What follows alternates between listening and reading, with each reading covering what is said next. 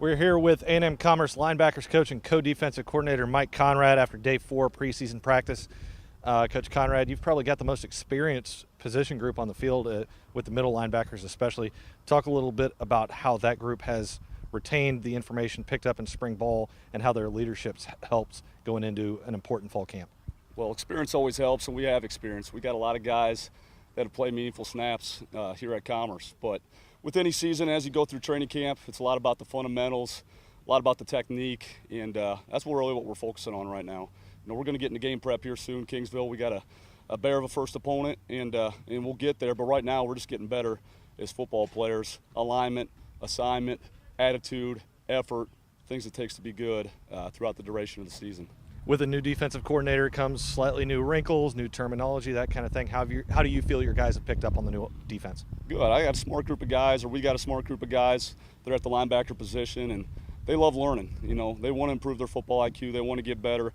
In football, no matter what scheme you're in, and there's a lot of what we've done in the past that we're still doing and mirroring together. And, you know, it's all about limiting big plays, creating takeaways, and stopping the run.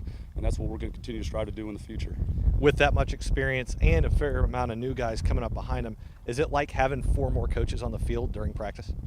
Yeah, really. You know, they're an extension of the coaching staff, and they do foster those young guys. We got some young talent. You know, the freshman class, the redshirt freshman class, sophomores and up. We got some guys waiting in the wings for their opportunity, and having those older guys talking to them when they're not in sure helps, and it sure progresses us at a faster pace than it would be otherwise. What are some things you want to see improve, or what's your biggest thing you're pleased about so far this early in camp with still about 2.5 weeks until the first game? Biggest thing I want to see improve is, like I said, alignment and assignment. It's got to be 100%.